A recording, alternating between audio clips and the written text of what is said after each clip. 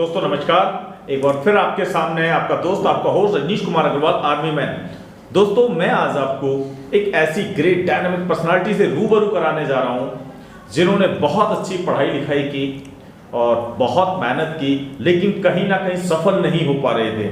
और आज से तकरीबन 3 साल पहले मेरी उनसे मुलाकात हुई और उन्होंने एक ऐसी इंडस्ट्रीज कहते हैं ना कि जो लोगों की जिंदगियां बदल देती हैं, उसके ऊपर विश्वास किया, वर्क करना शुरू किया और आज वो इटारसी जैसे छोटे से शहर में एक बड़ा नाम रखते हैं।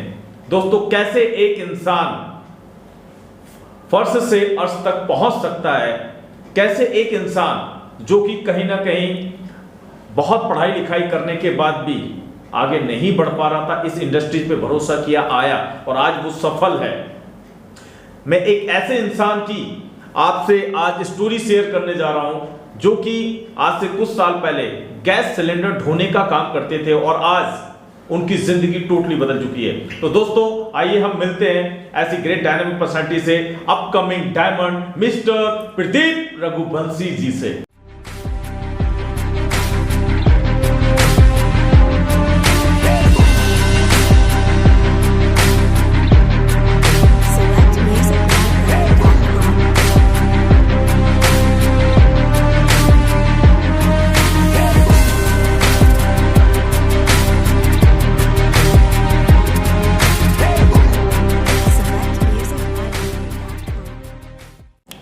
सर सबसे पहले तो मैं गुरुजी आपका बहुत बहुत धन्यवाद देता हूँ आपको कि आपने मुझे इस काबिल समझा और आप आज अगर मेरी जीवनी आप पूरे इंडिया में या पूरे विश्व में दिखाना चाहते हैं, हालांकि मेरी अभी इतनी बड़ी इमेज बनी नहीं है, बट अगर आपने मुझे समझा इस काबिल तो शायद बन गई होगी। मतलब मुझे तो नहीं लगता, मैं तो अभी बहुत छोटा हूँ। नेटवर्क मार्केटिंग में तो मैं कहता हूँ अभी मेरी शुरुआत ही हुई है। हाँ ये है कि नेटवर्क मार्केटिंग से पहले जो मेरा पास्ट था वो बहुत अच्छा नहीं था और जन्म इटारसी शहर में हुआ है। ये एमपी के होशंगाबाद ज़िले में पड़ता है, बहुत बड़ा जंक्शन है और शहर छोटा है पर जंक्शन बड़ा है। यहाँ एक बहुत छोटी फैमिली से मैं बिलोंग करता हूँ। मेरे पिताजी ऑलरेडी रेलवे के कर्मचारी हैं, अभी रिटायर होने वाले हैं। मेरे दादाजी भी ऑलरेडी रेलवे में कर्मचारी रहे। कहने का मतलब है कि आपका पूरा परिवार ही नौकरी में था? जी सर बिल्कुल, मेरा पूरी फैमिली मेरी गवर्नमेंट एम्प्लॉय मेरे दादाजी रहे पहले। उन्हीं के समय में मेरे पिताजी की भी जॉब लग गई रेलवे में। उस समय जब वो पकड़ के रेलवे में लगाते थे ना, ये उस समय की बात है। और अगर हम देखें आज तो बहुत ज़्यादा किल्लत है जॉब के लिए, कितना स्ट्रगल करना पड़ता है। आपने भी बीच में पढ़ा भी होगा कि एक चपरासी की जॉब के लिए बीएड और पीएचडी वालों की लाइन लगी। बिल्कुल सही बात तो ऐसे ही कुछ जीवन सर मेरा भी था। शुरू के जो 10वीं तक की मेरा एजुकेशन था कोई खास नहीं था, क्योंकि मैं इतना पढ़ने लिखने में अच्छा नहीं होता था। मेरी क्लास में भी मैं फेलियर में गिना जाता था। मैं सबसे लास्ट बेंच में बैठा करता था, कोई मेरे इतने अच्छे ज़्यादा दोस्त नहीं होते थे। लेकिन 10th के बाद पता नहीं कैसे जब थोड़ा सा बड़ा हुआ, जब समझ में आया घर की परिस्थितियाँ ठीक नहीं थी, मतलब फाइनेंशियल ठीक नहीं थी। और एक मेरे ऑलरेडी मम्मी पापा जो है वो निम्न परिवार से बिलोंग करते हैं। एक छोटा भाई और है मेरा, उससे छोटी एक सिस्टर है। 10th के बाद जब थोड़ी परिस्थितियों के बारे में समझा कि जो इनकम घर में आ रही है उससे हम 5-6 लोग जो घर में हैं इनका सिर्फ गुजारा चल रहा है, पर कोई ज़्यादा बड़ी चीज़ हम सोचना, जैसे कोई बड़ी टीवी लेना है या बड़ी फ्रिज लेना है, जो मतलब एक नॉर्मल परिवार होता था कहीं ना कहीं वैसे ही सब कुछ चल रहा था। जी सर बिल्कुल वैसे ही चल रहा था। मतलब घर में कुछ चीज़ लेना है तो उसके लिए बहुत सोचना पड़ता था। तो जब मैं 10th क्लियर हुआ तो मुझे एक चीज़ समझ में आई 10th के बाद कि नहीं, मेरा पढ़ना ज़रूरी है, मुझे और मन लगा के पढ़ना पड़ेगा, क्योंकि एक इनकम से, मेरे पिताजी की इनकम से मेरे घर में सिर्फ खर्चे चल सकते हैं और वो भी हमें मन मार के खर्चे चलाने पड़ रहे थे। तो जब मैंने देखा कि पिताजी का जो इनकम है उससे सिर्फ खर्चे चल रहे हैं, तो मैंने फिर 10th के बाद जो गर्मी की छुट्टी होती थी उसमें सर मैं पुताई करने जाता था। अच्छा। मैंने 2 महीने गर्मी की छुट्टी में कभी घर पे नहीं बैठा। लोग अपने नाना नानी के घर जाते हैं, हिल स्टेशन घूमने जाते हैं, मैं लोगों के घर में कभी पुताई करने जाता था। और सबसे बड़ी चीज़ गर्मी की छुट्टियों में शादियाँ बहुत होती थी, तो मैं शादियों के सीजन में सर कैटरिंग का काम करता था। तो वहाँ पे सर कैटरिंग कहने का मतलब है कि सर आपने मतलब जो है मेहनत करना बचपन से शुरुआत कर दी? 10th क्लास से सर शुरू कर दिया था। बिल्कुल प्रदीप जी, मैं एक चीज बताना चाहूंगा, कहीं ना कहीं प्रदीप जी मेरी और आपकी स्टोरी सेम टू सेम है। मुझे याद है मैंने भी 8th क्लास के अंदर जब मुझे छुट्टी मिला था 2 महीने का, तो मैंने 15 रुपए रोज जी। मैं मार्केट में एक दुकान है वहां पर जाके 2 महीने वर्किंग किया था, क्योंकि मेरे घर की कंडीशंस भी कुछ ऐसी ही थी। और मुझे लगता है कि 13-14 साल की उम्र से मैं भी इस फील्ड में आ गया था, तो हम दोनों की लाइफ तकरीबन मिलती जुलती है। बिल्कुल, आपने बिल्कुल सही कहा गुरुजी। 10th क्लास से, क्योंकि जैसा आपने बताया मैंने आपकी भी जीवनी देखी है, जैसा आपने वर्क किया है लगभग वैसा ही मेरा भी वर्किंग रहा है।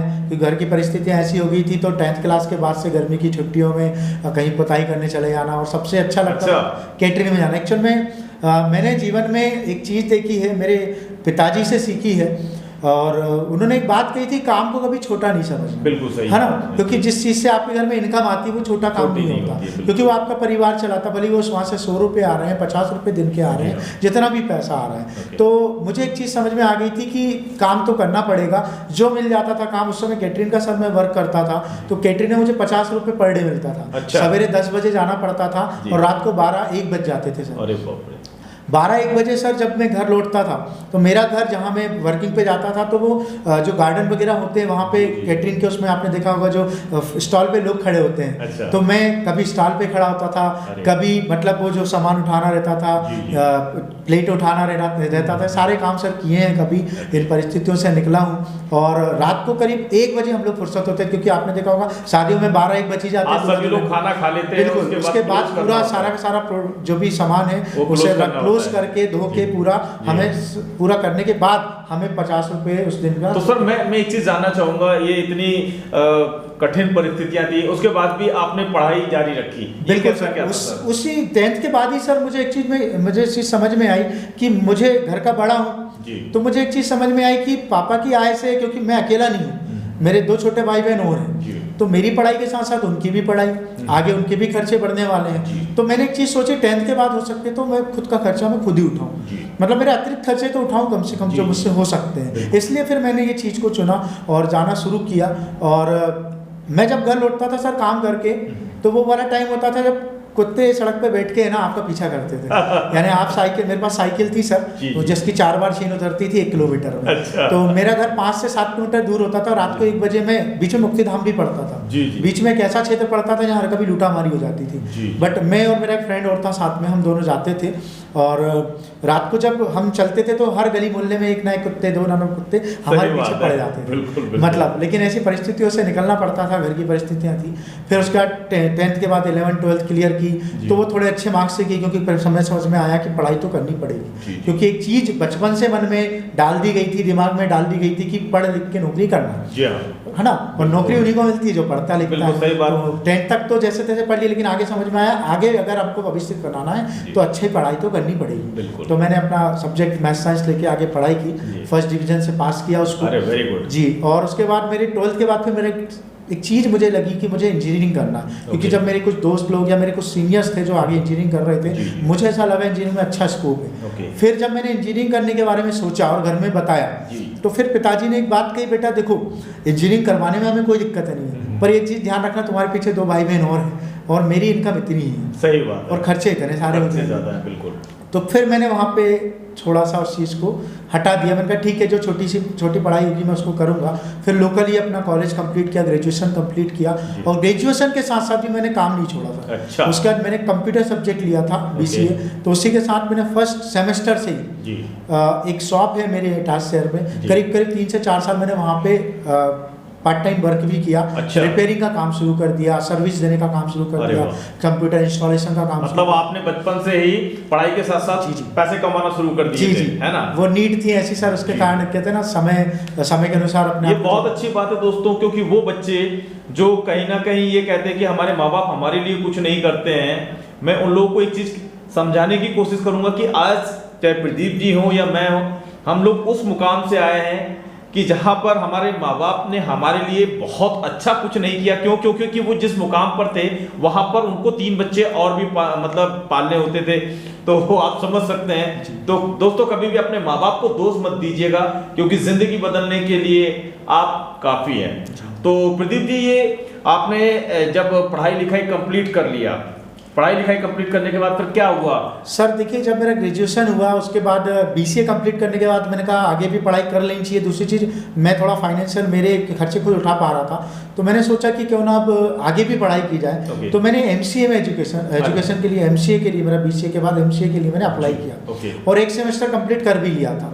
बट दिक्कत ये आ रही थी कि उसी बीच में कुछ मेरे घर में ऐसी परिस्थितियां बनी। मेरी एज उस समय तक हो गई थी लगभग 23-24 साल हो गई थी, और घर में कुछ ऐसी परिस्थितियां बन गई कि मुझे शादी करनी पड़ी अचानक, क्योंकि परिवार में मम्मी पापा के और हमारे घर में कुछ एक ऐसा हादसा हो गया था जिस कारण मुझे ज़रूरी हो गया था घर में मैरिज, मतलब घर में खुशी वाली माहौल एक ज़रूरी था। तो मैं घर का बड़ा था, तो मम्मी पापा ने कहा बेटा अब तुम्हें शादी कर लेनी चाहिए, क्योंकि इस एज में अगर अब नहीं हुई, हम अभी हैं रेलवे में हैं। मतलब कहने का मतलब है कि आपको पास जॉब नहीं था या कुछ था नहीं? कंप्यूटर का ही वर्क था सर उस समय। तो जब मैं कंप्यूटर का ही वर्क कर रहा था, ये बात है सर 2013 की, उस समय कंप्यूटर का वर्क करता था। उस समय सर जॉब तो उस समय नहीं थी मेरी, बट जब मेरी मैरिज हुई, जिन भी परिस्थितियों से हुई मैरिज हुई, अच्छी मैरिज की परिवार ने, है ना।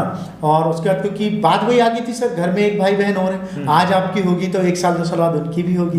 हमारे पास जो पैसे इकट्ठे किए हैं, क्योंकि एक रेलवे कर्मचारी, एक सरकारी कर्मचारी के पास अगर घर में 2 या 3 बच्चे हैं, तो वो लोन लेकर या थोड़ा थोड़ा पैसा बचाकर हर महीने के आय से वो अपने बच्चों को ऐसे ही कभी पढ़ाई करवाते हैं, कभी शादी करवाते हैं। मैं ये नहीं कहता मेरे परिवार की परिस्थितियाँ ठीक नहीं थी, तो मुझे मेरा लालन पालन अच्छा नहीं हुआ। मेरे माँ बाप ने बहुत अच्छी परवरिश की है। तो प्रदीप जी, जैसे हमने आपके बारे में सुना है कि आपने जॉब भी किया है। जी, तो जॉब सर एक्चुअली मेरे मैरिज के बाद हुई। 2014 में जब मेरी मैरिज हुई, शादी हुई, उसके बाद जाके सर मतलब कहते हैं ना कि कई बार एक लक्ष्मी जब घर में आती है, बहू घर में आती है, कई बार उसके कदम शुभ होते हैं। तो वाकई में शुभ थे। जो मेरी जब शादी हुई मेरी वाइफ ज्योति रघुवंशी से, तो उसके आने के 1 महीने बाद ही मेरी जॉब लग गई। अच्छा, वो जॉब किस चीज की थी? जॉब ऐसी थी, देखा जाए तो वो मजदूरी की जॉब थी, बट एक प्रोफेशनल में गिनी जाने वाली जॉब थी, क्योंकि वो जॉब थी सिलेंडर ढोने की। और सिलेंडर ढोने की मतलब नहीं समझा सर। देखिए सर क्या होता है, मैं एक रेलवे कर्मचारी का बेटा था, तो हमारे यहाँ एक रेलवे कर्मचारियों के जो क्षेत्र है, बहुत बड़ा क्षेत्र है, वहाँ सारे रेलवे के कर्मचारियों का परिवार रहता है। तो वहाँ पे एक एजेंसी थी, गैस एजेंसी। वहाँ पे क्या होता है, सिर्फ रेलवे के बच्चों को ही रखा जाता है। वो पॉलिसी होती है रेलवे की, यहाँ जिनको भी लगाया जाएगा, और 3 साल बाद, 4 साल बाद या 4-5 साल बाद उन्हीं कर्मचारी के बच्चों को वहाँ से, वो एक ट्रेनिंग पीरियड होता है, सकते हैं, उसका उन्हें परमानेंट कर दिया जाता है। तो देखा जाए तो रेलवे की ही जॉब थी, बट काम सिलेंडर ढोने का था सर। सिलेंडर ढोने का काम था जी, और मुझे पर डे 35 किलोमीटर साइकिल से सिलेंडर ढोना पड़ता था। और सबसे बड़ी बात है, मेरे परिवार बहुत खुश थे। कमाल है। मतलब 35 किलोमीटर। अच्छा, कितने सिलेंडर होते थे आपकी साइकिल? मतलब 2 सिलेंडर बनते थे पूरे फुल भरे हुए। एक बार राउंड लगा के देके आना है 7 से 8 किलोमीटर, 10 किलोमीटर, फिर दूसरी बार आना है पूरा वापस, फिर दोबारा जाना है उसी एरिया में 2 सिलेंडर और देके आने हैं, फिर वापस आना 3 राउंड। या तो फिर आपको उसका सैलरी क्या था आपका? देखिए, ट्रेनिंग पीरियड में मुझे 170 रुपये पर डे मिलता था। 170 रुपये पर डे, लेकिन मेहनत वही होती थी, गर्मी हो, सर्दी हो, बरसात हो, है ना। जो रूटीन था 35 किलोमीटर वो जाना। मतलब इतनी मेहनत करने के बाद भी सैलरी बहुत अच्छी नहीं थी। सैलरी इसलिए नहीं थी सर, देखिए सबसे इंपॉर्टेंट चीज़ थी, पढ़ाई तो मेरी अच्छी हो चुकी थी, मैं कंप्यूटर फील्ड में आ गया था, लेकिन एक लक्ष्य विहीन जीवन था।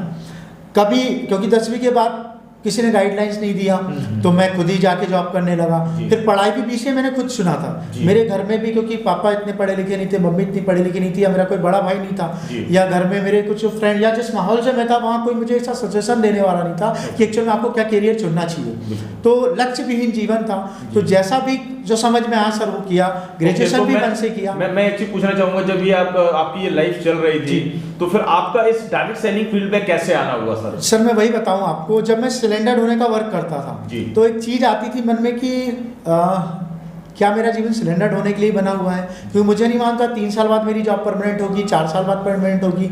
बट जाने अनजाने में कहूँ, एक शख्स से मेरी मुलाकात हुई, बहुत मेरे लिए वो भी सीनियर है। एक मैं इससे पहले एक संस्था में था, एक और कंपनी में था, वहाँ के एक सीनियर है मेरे, वो मैं नाम नहीं लूँगा, नाम इस कंपनी का नाम लूँगा उन सीनियर का, मेरे लिए माननीय है, वो सर्वोपरि हैं। उन्होंने मुझे जाने अनजाने में कहीं से ढूंढ लिया, और ढूंढने के बाद उन्होंने मुझसे बात की, तो कैसे मुलाकात हुई मुझे भी नहीं समझ में आया उन्होंने कैसे मुझे ढूंढा कि प्रदीप रघुवंशी करके कोई शख्स है।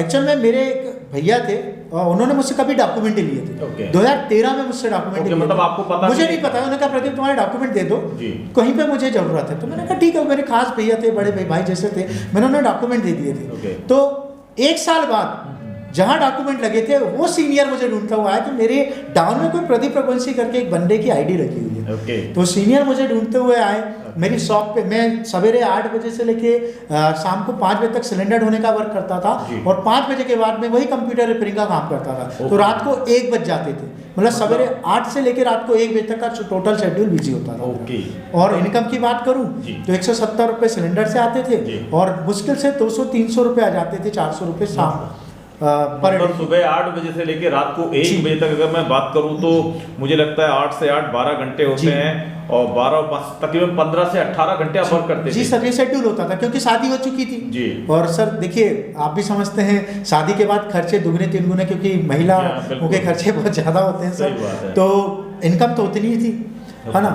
तो जब मैंने सर डायरेक्ट सेलिंग के बारे में उस दिन उन सर से सुना कि एक्चुअली डायरेक्ट सेलिंग क्या है, उन्होंने हालांकि उस कंपनी के बारे में मुझे बताया था, मुझे भी नहीं पता था एक्चुअली मेरी आईडी कब लग गई जाने अनजाने में। जब उन्होंने मुझे बताया तो पहली चीज तो सर मैं ऑलरेडी इतना बिजी होता था, मैंने करीब 1 महीने उनको घुमाया। अच्छा, रियली में पहली बार में विश्वास वैसे भी सर कैसे करूँ मैं, क्योंकि मैं ऑलरेडी शेड्यूल मेरा बिजी होता था। कभी किधर से कंप्यूटर रिपेयरिंग, आपके पास समय बिल्कुल भी नहीं था सर, है ना। शाम के समय बोर आ जाते थे, कई बार वो मेरी शॉप पे आ गए, 1-1 घंटे बैठे हुए। अब आप डायरेक्ट सेलिंग वालों को तो जानते हैं सर, वो आते हैं तो सर है ना।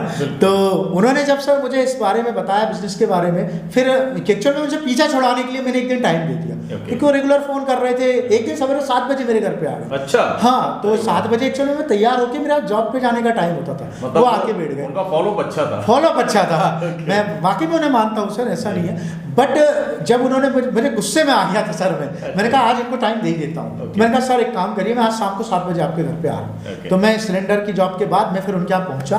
तो उनके घर में गया, बढ़िया उनकी कंपनी के वो जो कंपनी थी उसके प्रोडक्ट रखे हुए थे। उन्होंने मुझे कुछ फाइल बताई, उन्होंने फिर जब प्लान बताया तो मेरा थोड़ा सा दिमाग खटका, क्योंकि सर क्या होता है कि मैं मार्केट में था ऑलरेडी, 10 सालों से मेरी शॉप थी कंप्यूटर की। ये सिलेंडर का काम तो मैं 3-4 सालों से कर रहा था। तो मुझे मार्केट की एक चीज पता थी कि मार्केटिंग किसी भी चीज में होती है, पैसा तो होता है उसमें, बिल्कुल, लेकिन नेटवर्क मार्केटिंग का शब्द मैंने पहली बार सुना। जब उन्होंने मुझे नेटवर्क मार्केटिंग के बारे में बताया, उस कंपनी के प्लान के बारे में बताया, मुझे थोड़ा अच्छा लगा। और सबसे इम्पोर्टेंट उसके प्रोडक्ट अच्छे लगे। उन्होंने कुछ ऐसे प्रोडक्ट बताए जो मेरे घर की नीड थे। मैंने उन्हें फिर दूसरे दिन सवेरे अपने घर बुलाया कि सर आप घर आइए, कुछ चेकअप होते हैं। उसमें उन्होंने चेकअप किया घर पे आके, मेरी मम्मी को कुछ प्रॉब्लम्स थी। तो उन्होंने जब प्रोडक्ट दिए तो लगभग 8-9 हज़ार के प्रोडक्ट मैंने तुरंत लिए, क्योंकि मेरी आय नहीं थी। मुझे तो 170 रुपये मिलता था, मैंने जोड़े। मेरी सिस्टर के पास कुछ रक्षाबंधन के कुछ जोड़े हुए पैसे थे, हम तीनों भाई बहनों जोड़ के, क्योंकि मम्मी की तबीयत खराब थी उस समय, वो पैसे उनको दिए कि सर आप जो भी प्रोडक्ट है वो ला के दीजिए। मम्मी को दिए, उन्हें कुछ दिन बाद आराम लगना चालू हुआ। प्रोडक्ट नो डाउट बहुत अच्छे थे उस कंपनी के। नेटवर्क मार्केटिंग में सर एक चीज़ बहुत अच्छी थी, किसी भी कंपनी के प्रोडक्ट में कोई फॉल्ट नहीं होता है, ये तो 100% श्योर है। जो लीगल कंपनी होती है उसका प्रोडक्ट तो दमदार होता है। मैंने एक चीज़ ये फील की। जब आपने मतलब वो प्रोडक्ट वगैरह यूज कर लिया, उसके बाद उस कंपनी में वर्क किया, तो जी मैंने वर्क सर देखिए वर्क शुरू किया, और मुझे लगभग 3 साल 2.5 से 3 साल मैंने वर्क किया, और मैं कर ही रहा था उसमें वर्क। और मैं बिल्कुल मोटिवेट हो चुका था उस कंपनी में। मतलब मैंने सोच लिया था, मैंने कई बार मेरे सीनियर से कहा कि सर मैं जॉब छोड़ दूं, क्योंकि मैं सिलेंडर छोड़ना दूंगा। जब मुझे एक विजन मिल गया, एक रीजन मिल गया कि नेटवर्क मार्केटिंग से एक भविष्य बन सकता है, सपने पूरे हो सकते हैं, एक ऐसी संस्था मुझे मिल गई, कंपनी मिल गई, तो मैं उनसे हर बार कहता था कि सर मैं काम छोड़ दूं, मैं अपनी जॉब छोड़ दूं। पर मुझे कहते थे अभी नहीं, पहले आप एक लेवल पे चले जाओ। मैं उनसे कहता सर मेरा समय शेड्यूल, एक तो शाम को भी कंप्यूटर का भी वर्क करना रहता है, ये भी मेरा शेड्यूल नहीं जम पा रहा सर, मुझे जॉब छोड़ देना चाहिए। पर वो हमेशा मुझे मना करते थे कि अभी नहीं छोड़ो। एक्चुअली में वो भी जो वर्क करते थे वो भी जॉब करते थे, और मेरे और भी सीनियर थे, वो सारे जॉब कर रहे थे। वो खुद जॉब कर रहे थे और साथ में वो भी पार्ट टाइम में कर रहे थे। तो उन्होंने ये कहा था कि फिर मुझे एक चीज समझ में आई, जब वो नहीं छोड़ रहे तो फिर मैं क्यों छोड़ूं। सही बात है ना। तो ये करते करते सर एक दिन कंप्यूटर रिपेयरिंग का भी मैं साझे से काम करता था, तो 3 साल हो चुके थे सर। 3 साल के बाद जाने अनजाने में कहीं सर आपसे मुलाकात हुई। एक दिन आपके बेटे के किसी दोस्त के यहाँ, शायद मुझे याद है वो दिन कि मेरे घर में मेरा कंप्यूटर खराब हो गया था और मेरा बेटा बोला कि पापा मुझे कंप्यूटर सुधरवाना है, तो मैंने कहा ठीक है यार, किसी को भी बुला लो। और उसके दोस्त के माध्यम से, हाँ, मैं आपके बेटे के दोस्त के यहाँ कंप्यूटर रिपेयरिंग करने जाता था, तो उन्होंने आपके बेटे को बताया था कि एक भैया मेरे यहाँ पे कंप्यूटर रिपेयरिंग, बिल्कुल। तब जाने अनजाने में उस दिन आपसे मुलाकात हुई। मैं तो सर के यहाँ कंप्यूटर रिपेयर करने आया था, कंप्यूटर सुधारने आया था, और मैं धन्य हो गया। उस दिन इन्होंने मुझे ही सुधार दिया, इन्होंने मुझे ही रिपेयर कर दिया। और दोस्तों, डायरेक्ट सेलिंग का तो सीधा सा फंडा यही है कि अपनी बात लोगों तक पहुंचाना है ना। तो जब मैं सर से मिला, रियली दोस्तों, एक्चुअल में मैं उस कंपनी में इतना घुस चुका था, जो कंपनी में मैं इससे पहले था, मैं टोटल मोटिवेट था, मतलब मैं अदर कंपनी के बारे में सोच भी नहीं सकता था। सर ने जब मुझे देखा, मेरे पास उस कंपनी का बैग होता था, मैं उसी में अपना कंप्यूटर का सामान लेके भी चलता था और प्लान बुक भी लेके चलता था, मैं दोनों काम करता था। तो जब सर के यहाँ मैं कंप्यूटर रिपेयरिंग करने आया, और सर के यहाँ ये भी कंप्यूटर रखा ही हुआ है यहाँ पे, किस्मत देखिए आज रखा ही है सामने, बिल्कुल। और जब मैंने सर के यहाँ कंप्यूटर रिपेयरिंग करने आया, सर ने, देखिए क्या होता है, नेटवर्कर जो होता है ना, वो चीज़ें वॉच करता है। सर ने मेरा बैग देख लिया कि ये लड़का नेटवर्क मार्केटिंग भी करता है, तो सर ने फिर मुझसे बात की कि आप नेटवर्क मार्केटिंग भी करते हो भाई, आपके ऐसे बैग रखा हुआ। तब मैंने सर से कहा हाँ, मैं पार्टनर में बिल्कुल, आपने मुझे बताया था उसके बारे में। जी, तो जब सर ने मुझसे पूछा, तो मैंने कहा हाँ सर, मैं बहुत बड़ी कंपनी में काम करता हूँ। एक्चुअली मैं मेरे अंदर बहुत ज़्यादा अहम था, ये रियल फैक्ट है दोस्तों, मैं कोई बनी बनाई बातें नहीं कर रहा हूँ, बहुत अहम था, क्योंकि बहुत बड़ा ब्रांड था जिस कंपनी के साथ मैं जुड़ा था, बहुत बड़ी कंपनी है, विश्व की नंबर 1 कंपनी है। तो एक चीज़ थी, मैंने सर को एक्चुअली में सीरियस लिया ही नहीं। जब सर ने, क्योंकि जब मुझे इस एसलीपीएस के बारे में बताया, नेटवर्क मार्केटिंग जिस संस्था के साथ मैं जुड़ा हूँ, इस संस्था को 2 साल ही हुए थे उस समय, 2 साल में नहीं, 1.5 साल हुए थे। 1.5 साल पहले, मतलब कंपनी को मात्र 1.5 साल हुए थे जब मैंने ज्वाइन किया था। 1.5 जी, साल। और उसी समय लगभग आपके ज्वाइन होने के 1-1.5 महीने बाद मैं आपके कंप्यूटर रिपेयर करने आया। बिल्कुल बिल्कुल। तो जब मैं सर से मिला, तो सर ने मुझे बताया उनकी कंपनी के बारे में। मैंने कहा 1.5 साल, मैं जिस कंपनी में वो सालों से चली आ रही है, सालों से, और वो 132 देशों में, 135, 150 देशों में वर्क करती है, तो मैंने बिल्कुल सीरियस ही नहीं लिया। दूसरे दिन से तो सर का फोन भी नहीं उठाया, क्योंकि सर ने मुझे थोड़ा थोड़ा बताया था, मैं समझ गया सर अब मुझे घेरेंगे। अब क्या होता है सर, यही वर्ड होते हैं जब हम लोग शुरुआत करते हैं। बिल्कुल। तो सर ने, लेकिन सर का फॉलोअप बहुत तगड़ा था, सर ने मेरा पीछा नहीं छोड़ा, हर 2-4 दिन में, 2-3 दिन में मुझे टच करते रहे, और हर कभी कंप्यूटर क्या पता जान पूछ के खराब कर देते थे, मुझे कंप्यूटर के रिपेयरिंग के बहाने, कुछ काम के बहाने बुलाते रहे, और लगभग 6 महीने तक सर को मैंने घुमाया। ये रियल फैक्ट है, 6 महीने तक, क्योंकि मैं ऑलरेडी एक अच्छी कंपनी में था, बड़े ब्रांड में था, तो वो अहम मेरे अंदर था। लेकिन एक दिन सर ने मुझे बिठाया और मुझसे 4 सवाल पूछे। रियली दोस्तों, जितने लोग नेटवर्क मार्केटिंग कर रहे हैं, चाहे वो किसी भी कंपनी में, दोस्तों कंपनी कोई बुरी नहीं होती, लेकिन जो 4 सवाल मुझसे पूछे गए, ये 4 सवाल बहुत इंपॉर्टेंट है दोस्तों अपने फ्यूचर लगाने के लिए। नेटवर्क मार्केटिंग में फ्यूचर अगर आपको लगाना है, मैं फिर कह रहा हूँ, कंपनियां कोई बुरी नहीं होती है, हर कंपनी गुड होती है, आपको बेस्ट चुनना है।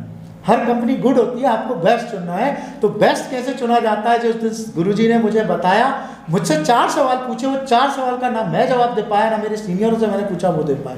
वो 4 सवाल ऐसे थे जब, अच्छा, वो 4 सवाल अभी भी आपको याद है? मुझे याद है, क्योंकि देखिए मैं सर 3 साल से ऑलरेडी नेटवर्क मार्केटिंग कर रहा था, तो नेटवर्क मार्केटिंग का कोई भी सवाल या किसी से कोई बात मैं नहीं भूलता था, क्योंकि मैं बिल्कुल अंदर तक घुस चुका था सर उसमें। भले ही मैं वहाँ से कुछ अचीव नहीं कर पाया, मेरा कोई बड़ा रैंक नहीं था, मेरे बड़े अचीवमेंट नहीं थे, बट सर मैं दिल से जुड़ा हुआ था, नेटवर्क मार्केटिंग की पावर को समझ चुका था सर, कि मेरे घर की जो परिस्थितियाँ, मेरे दादाजी कभी नौकरी करते आए सालों से, मेरे पिताजी नौकरी करते आए, कोई बड़ा हमारे घर में अचीवमेंट ही नहीं आया। मेरे दादाजी के समय 2 रूम का घर बना, मेरे पिताजी ने पूरी नौकरी में उससे 4 रूम का कर लिया, मैं उसको 6 रूम का कर पाता। नौकरी में यही होता है, यही होता है। मेरे घर में भी यही कंडीशन था, मेरे दादाजी ने भी नौकरी की, पिताजी ने भी नौकरी की, बट वो कभी अपना घर नहीं बना पाए सर, है ना। या घर बनाए तो वो छोटा घर बनाए, सर हम ये नहीं कह रहे कि हम उनकी बुराई कर रहे हैं, उनकी परिस्थितियां और उनकी इनकम के हिसाब से उन्होंने बेस्ट दिया, जितना वो दे सकते थे उन्होंने दिया। अभी हमारा यहाँ पर जब आप इस इंडस्ट्रीज में आए जी, एसलीपीएस वेलनेस प्राइवेट लिमिटेड के अंदर जब आपने कदम रखा,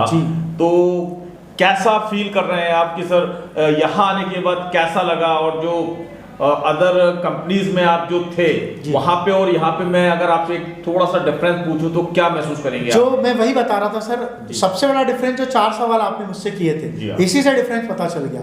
सबसे पहला सवाल सर का एक ही था, प्रदीप आप कब से वर्क कर रहे हो उस संस्था में, जिस भी कंपनी में आप हो? मैंने कहा सर मुझे 3 साल हो चुके हैं। तो सर ने कहा तो बहुत बड़ा अचीवमेंट भी होगा, है ना। सर ने मुझसे एक सवाल किया कि एक्चुअल में नेटवर्क मार्केटिंग एक्चुअल में कितने सालों की होती है? तो मैंने कहा सर 3 से 5 साल। हर संस्था में, हर कंपनी के एजुकेशन में एक चीज़ सिखाई जाती है नेटवर्क मार्केटिंग में। नेटवर्क मार्केटिंग 3 से 5 साल का बिजनेस है। अगर 3 से 5 साल में आपने करोड़ों की अचीवमेंट नहीं ली, एक लग्जरी अचीवमेंट नहीं ली, तो कहीं ना कहीं या तो आपका एजुकेशन गलत है, या आपकी कंपनी गलत है, या आप गलत सिस्टम में हो। सीधी सी बात है, यही बात होती है सर। जब आपने मुझसे पूछा तो मैंने भी तो आपसे कहा था 3 से 5 साल का बिजनेस है। तो जब आपने सर ने मुझसे एक सवाल पूछा 3 साल तो आपको हो चुके हैं, तो थोड़ा सा अचीवमेंट बता दो, तो मैं अपनी बातों में फंस गया कि एक्चुअल में 3 साल का ही तो रियल इफेक्ट है। सर ने कहा बहुत बड़ा अचीवमेंट होगा, बहुत अच्छी इनकम होगी, मंथली आप बहुत अच्छी इनकम भी ले रहे होंगे। बिल्कुल। तो सर ने जब सवाल किया, एक्चुअल में मुझे बुरा नहीं लगा। एक्चुअल में ये रियली है कि आखिर मैंने 3 साल में अचीव क्या क्या। पहली बार किसी ने मुझसे पूछा। जब भी मैं कहीं प्लान पे उस कंपनी में जाता था, कभी मुझसे कोई पूछता ही नहीं था आपके अचीवमेंट क्या है। हम बस प्लान बता देते थे, प्रोडक्ट बता देते थे, हर चीज़ बता देते थे। तो जब सर आपने मुझसे अचीवमेंट पूछा तो मैं कुछ बता ही नहीं पाया। फिर सर ने एक सवाल और किया, चलो ठीक है प्रदीप, आपको 3 साल हुए हैं, प्लस आप जॉब भी करते हो, पार्ट टाइम में अपना कंप्यूटर का बिजनेस भी करते हो, तो हो सकता है आपको समय ना मिलता हो। किसी ऐसे सीनियर का अचीवमेंट बता दीजिए जो बहुत लंबे समय से वर्क कर रहा है। ये सवाल जब सर ने मुझसे पूछा, हाँ उसमें एक कंडीशंस थी। कंडीशन ये थी, ये बहुत इंपॉर्टेंट होती दोस्तों, जितने भी लोग अपने शहर में कोई भी नेटवर्क मार्केटिंग कंपनी में वर्क करते हैं, मैं आप लोगों से भी कहना चाहता हूँ, ये बहुत अच्छी कंडीशन है। ये ज़रूरी नहीं है कि आपकी कंपनी का कोई अचीवर आपसे दूर किसी महानगर में बड़ा अचीवमेंट लेके बैठा है, वो कोई जगवार में घूम रहा है, वो प्लेन में घूम रहा है, उसका करोड़ों का घर है। अगर जिस शहर में आप हो और जिस लीडर के साथ आप जुड़े हो वो अचीवमेंट ले रहा है, नहीं, ये बहुत जरूरी है। ये चीज मुझे उस दिन समझ में आई कि सर, क्योंकि पहले तकरीबन लोग क्या करते हैं कि ये कहते हैं कि मेरा लीडर जो है वो दिल्ली में है, मेरा लीडर मुंबई में है, मेरा लीडर कलकत्ता में है, उसका बहुत बड़ा घर है।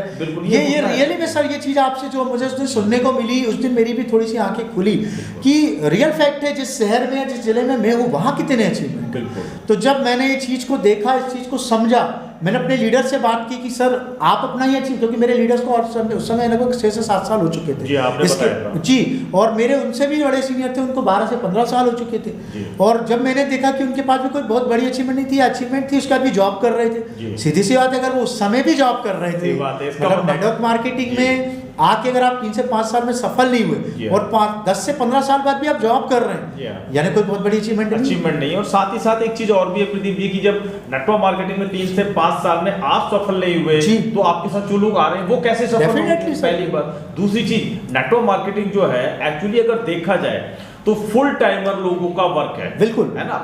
पार्ट टाइम लोग कुछ समय तक कर सकते हैं, शुरुआत पार्ट टाइम से ही की जाती है। जैसे कि मैंने भी अपनी जो शुरुआत की थी वो पार्ट टाइम से की थी, लेकिन जब मुझे पूरा विश्वास हो गया कि ये इंडस्ट्री बहुत खूबसूरत इंडस्ट्रीज है, यहाँ पर जिंदगी बदली जा सकती है, तो मैंने फुल टाइम इस इंडस्ट्रीज को दिया।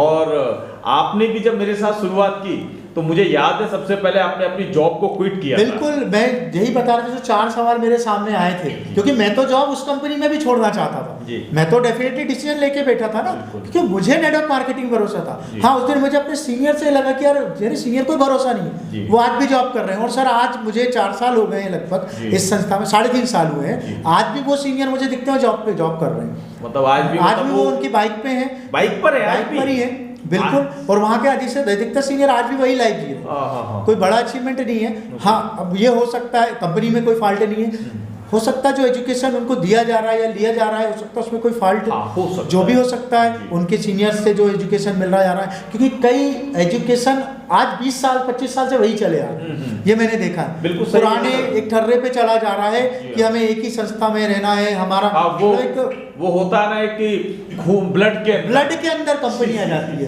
दोस्तों, ब्लड के अंदर कंपनी होनी चाहिए, मैं तो कहता हूँ, लेकिन नेटवर्क मार्केटिंग अचीवमेंट का एक सेक्टर है, आपकी ड्रीम पूरे करने का बिजनेस है, और इसे 3 से 5 साल में अगर आप नहीं कर पाए तो आपकी डाउनलाइन को कैसे करोगे। ये बिल्कुल सही बात है कि अगर 3 से 5 साल में अगर जिंदगी नहीं बदल रही है तो कहीं ना कहीं दोस्तों ये आपको सोचना है कि एक जगह जहां आप वर्क कर रहे हैं वहां जिंदगी नहीं बदल रही है। डेफिनेटली आपको अपनी या तो कंपनी को चेंज कीजिए या अपने काम करने के तरीके को चेंज कीजिए। तो प्रदीप सर, मेरे पास टाइम का थोड़ा सा इशारा मिल रहा है। सर मैं एक चीज पूछना चाहूंगा, इस इंडस्ट्रीज में आए हुए आपको अभी कितना समय हुआ है? तकरीबन 3.5 साल। 3.5 साल इस संस्था में हुआ है जी, इंडस्ट्री में काफी पहले आ चुका था जी। 3.5 साल में जब से आप एसलीपीएस वेलनेस के अंदर आए हैं, क्या फर्क आया है आपकी जिंदगी में? देखिए और आज अगर मैं बात करूं एक इनकम की, इन 3.5 साल में क्या फर्क आ गया आपकी इनकम में? देखिए सबसे बड़ी चीज सर, जिस संस्था में इससे पहले था मैं 3 साल में किसी को कभी अपना अकाउंट खोल के नहीं बता पाता था जी। मेरी भी वहां भी डाउनलाइन की लगभग ज़्यादा नहीं थी, छोटी सैकड़ों में टीम थी, बट मेरा अचीवमेंट भी था तो टीम का कैसे होता। बिल्कुल। बट सर मैं, अब समय की पाबंदी है इसलिए मैं इतना ही कहूँगा कि सर आज 3.5 साल में जो मेरा अचीवमेंट है ऑन अकाउंट, मैं तो गर्व से खोल के बताता हूँ अपने अकाउंट को, कोई भी मुझसे पूछता है 45 लाख रुपए इस संस्था से मैंने लिए हैं सर। ये तो वो है जो ऑन अकाउंट है सर, और 5 से 7 लाख के वो अचीवमेंट है जो मेरे अदर इस कंपनी के टारगेट्स आते हैं उन सबको मिला के लगभग 50 लाख की इनकम है सर। मेरे जैसे व्यक्ति की जो कभी सिलेंडर डिलीवरी बॉय का वर्क करता था, और बात करूं मैं सर, मेरे जीवन में, मेरे परिवार में, मेरे खानदान में कभी कोई विदेश नहीं गया और कभी कोई फ्लाइट में नहीं बैठा था, क्योंकि मेरी जीवन तो साइकिल से कट ही रहा था सिलेंडर ढोने में। तो इस संस्था से सर मैं विद फैमिली सर दुबई घूम के आ चुका हूँ, थाईलैंड में 2 बार होके आ चुका हूँ, अभी मेरा मनी सेटअप ऑलरेडी होके रखा है, कभी भी कंपनी का कॉल आ सकता है। ये कोरोना का टाइम चल रहा है सर, जिसके कारण बहुत सारी चीजें अभी फ्लाइट वगैरह बंद है, अदर देशों में आना जाना बंद है, तो वरना ये समय में मलेशिया भी घूम के आ चुका होता। और बहुत जल्द मेरा संस्था में मेरा डायमंड लेवल अचीव होने वाला है, तो ये जो इनकम है लगभग 60 से 70 लाख होने वाली है। और इसी के साथ साथ अभी मुझे मालदीव का ट्रिप भी मिलने वाला है विद फैमिली। तो मतलब मैंने अपने सपने पूरे नहीं किए, अपना अचीवमेंट नहीं लिया, ये तो मेरा है। आज मेरी डाउन में मुझे बड़ी खुशी होती है सर कि मेरे कारण आज 10 से 12 लोग ऐसे हैं जिनके घर में एक अच्छी कारें हैं, जो लोग कभी कोई आइसक्रीम बेचता था, कोई पार्ट टाइम में कोई टीचर की जॉब करता था, है ना, कोई व्यक्ति बैंक में जॉब करता था, है ना, कुछ सरकारी कर्मचारी भी है जो मेरे साथ वर्क करने का मतलब है आपने अपनी जिंदगी नहीं बदली, अपने साथ बहुत से लोग की जिंदगी, बहुत से लोग, आज हजारों लोग मेरी टीम में हैं जो आज लगभग 25,000 से ऊपर की अतिरिक्त आय इस बिजनेस से ले रहे हैं। कई ऐसे मेरे डाउनलाइन से जो 1 लाख से ऊपर की आय मंथली इस बिजनेस से ले रहे हैं। बढ़िया सर, प्रदीप सर, मजा आ गया आज आपसे बात करके, हमें बहुत कुछ नया सीखने को मिला। और मैं आप लोगों को सभी को दोस्तों एक बात समझाने की कोशिश करूंगा कि डायरेक्ट सेलिंग एक ऐसी इंडस्ट्रीज है जहां पर जिंदगी बदलने के लिए पूरी जिंदगी मेहनत करने की जरूरत नहीं होती है। कैसे आपके सामने एक गैस सिलेंडर ढोने वाले प्रदीप रघुवंशी जी आज इटारसी की शान बन चुके हैं। आज तकरीबन 3.5 साल में 40 से 50 लाख रुपए की इनकम अर्न कर चुके हैं, खुद की 4 व्हीलर में घूम रहे हैं, और बहुत जल्द सर ने अपना डिसाइड भी किया हुआ है कि ये खुद की जैगवार कार में भी आने वाले हैं। बस आपका आशीर्वाद रहेगा सर। बिल्कुल सर, मैं तो जैगवार कार में आने वाला हूँ, ये मेरे गुरुजी का आशीर्वाद है। और दोस्तों एक ही चीज कहूँगा, आप किसी भी कंपनी में हो, किसी भी नेटवर्क मार्केटिंग कंपनी में जुड़े हो, एक चीज ध्यान रखना, ये जो नेटवर्क मार्केटिंग है ये हमारा दिमाग लगाने का बिजनेस बिल्कुल नहीं है। ये network marketing upline direction business है, अपलाइन सपोर्ट बिजनेस समझते हैं लोग, सोचते हैं अपलाइन हमारे साथ घूमे, हमें आईडी लगा के देते, बिल्कुल नहीं दोस्तों। आपके कंपनी का एजुकेशन, आपके संस्था का एक सिस्टम होता है, बस उसे फॉलो कीजिए और अपने अपलाइन का डायरेक्शन लेते रहिए। आपके अपलाइन का डायरेक्शन ही आपको इस बिजनेस में सफल कर सकता है। मैंने 3.5 साल में बिल्कुल भी अपना माइंड नहीं दौड़ाया, क्योंकि मेरा जितना माइंड था उससे मैं सिलेंडर ढो रहा था, मेरा जितना माइंड था मैं घर घर जाके कंप्यूटर रिपेयरिंग का वर्क कर रहा था। ये मेरे अपलाइन के डायरेक्शन की ही ताकत है, मेरे गुरुजी मिस्टर रजनीश कुमार अग्रवाल सर के डायरेक्शन की ताकत है, मेरे महागुरु जी हैं मिस्टर दिलीप सिंह राठौर सर, उनके डायरेक्शन की ताकत है, इस कंपनी के top leader mister Anil Puri sir और इस कंपनी के MD mister Sanjeev Kumar sir के इस प्लेटफॉर्म की ताकत है, उन लोगों के डायरेक्शन, उनके एजुकेशन सिस्टम की ताकत है, जो आज इस सिलेंडर डिलीवरी बॉय को आज आधा करोड़पति बना दिया है, और आधा आने वाले 1 साल में बन जाऊंगा। आज जगुआर का, मैं कभी अपनी साइकिल चेंज करने का नहीं सोच पाता था, आज जगुआर लेना डन हो चुका है, 90% आ चुकी है, 10% बाकी है।